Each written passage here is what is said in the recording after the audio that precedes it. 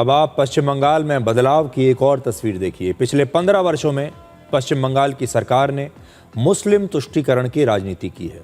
इससे पहले वर्ष 2017 और 18 में जब जब दुर्गा पूजा और मुहर्रम एक ही दिन पड़ते थे, तब ममता बनर्जी की सरकार हमेशा मुहर्रम को तवज्जो देती थी। पश्चिम बंगाल में 70% हिंदू और 27% मुसलमान हैं। वर्ष 2011 की जनगणना के मुताबिक वहां लगभग 6.5 करोड़ हिंदू रहते हैं और 2.5 करोड़ मुसलमान रहते हैं। फिर भी पिछले 15 वर्षों से वहां के हिंदू एक अल्पसंख्यक की तरह रह रहे हैं और वहां के मुसलमान बहुसंख्यक की तरह पश्चिम बंगाल में राज करते चले आ रहे हैं। वहां पर हिंदुओं का दम घुट रहा था और बीजेपी ने हिंदुओं की इसी दबी हुई और कुंठित भावना को व्यक्त करने का एक मौका दिया। आप याद कीजिए 2014 में क्या हुआ था जब मोदी सरकार आई थी। उस समय भी भारत का जो बहुसंख्यक समाज है यानी हिंदू, उनकी आवाज को दबा दिया गया था। न जाने कितने दशकों से उनकी आवाज दबी हुई थी और जब मोदी सरकार आई तो पहली बार बीजेपी ने इस आवाज को बाहर निकलने का मौका दिया। पश्चिम बंगाल में भी बिल्कुल यही हुआ है। 15 साल से वहां के जो हिंदू हैं, चाहे वो हिंदू व्यापारी हों, चाहे वहां का मारवाड़ी समाज हो, हिंदू समाज के जितने भी लोग हैं, वो ना तो अपने त्योहार ठीक से मना सकते थे, ना मंदिरों में जा सकते थे, ना ही उन्हें बराबरी का दर्जा दिया जाता था। वो घुट घुट कर जी रहे थे और ये उसी घुटन का नतीजा है कि इस बार पश्चिम बंगाल के लोगों ने ममता बनर्जी की सरकार को बुरी तरीके से उखाड़ कर फेंक दिया। जो बीजेपी ये सोचती थी कि 150 सीटें भी आ जाएं तो बहुत है, उस बीजेपी को 200 के पार पहुंचा दिया। ये पश्चिम बंगाल की जो हिंदू जनसंख्या है, ये उसकी कुंठा थी, ये उसका क्रोध था और ये उसकी भावनाएं थी। इस चुनाव के बाद पश्चिम बंगाल में भी सनातन की जबरदस्त वापसी हुई है और आज अमित शाह जब कोलकाता पहुंचे तो उन्होंने सबसे पहले प्रसिद्ध दक्षिणेश्वर काली मंदिर में जाकर पूजा की।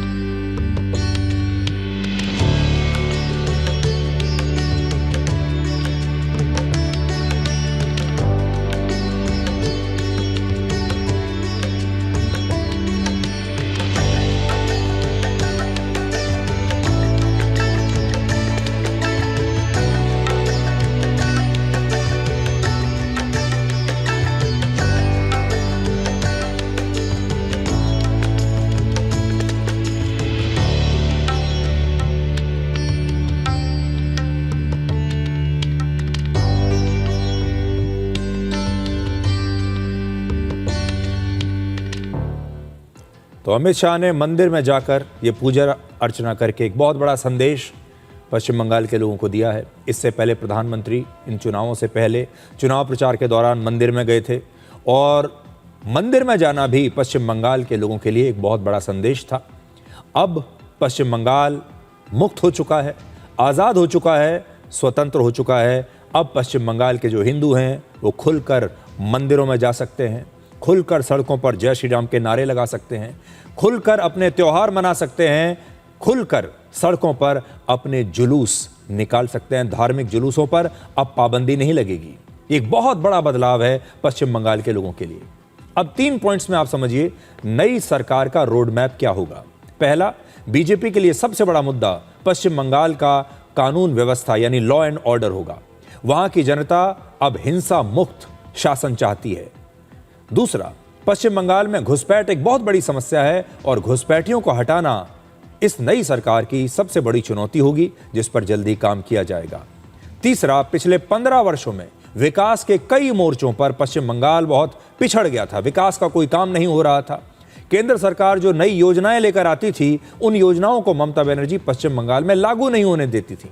अब नई सरकार को दोबारा से पश्चिम बंगाल में निवेश, उद्योग, इंफ्रास्ट्रक्चर और रोजगार पर फोकस करना होगा।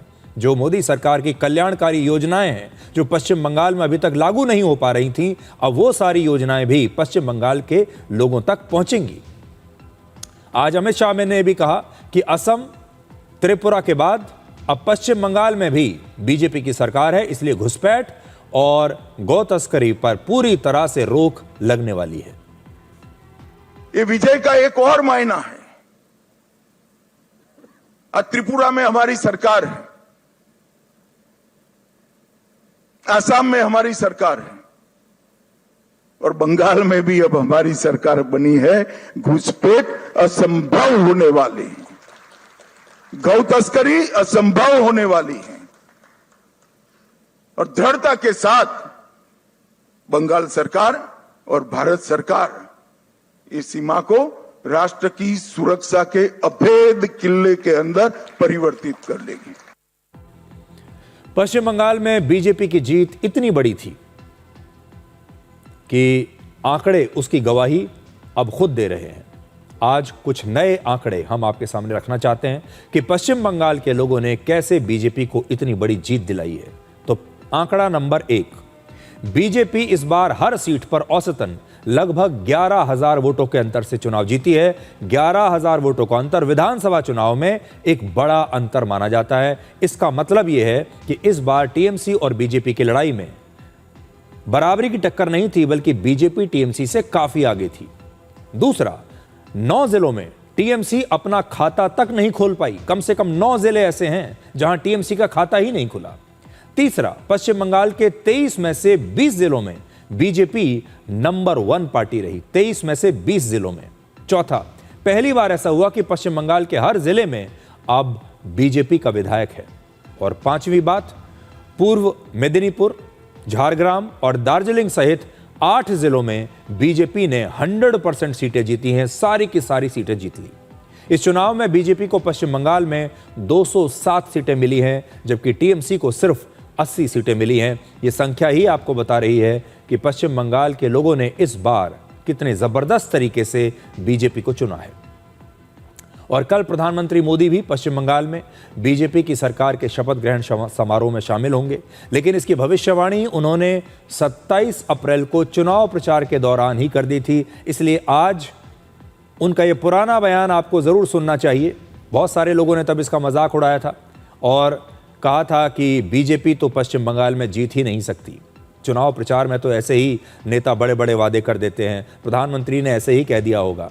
लेकिन प्रधानमंत्री ने उस दिन कितनी गंभीरता से ये बात कही थी और कहा था कि अब मैं आपको अगली बार मिलूंगा नई सरकार के शपथ ग्रहण समारोह में।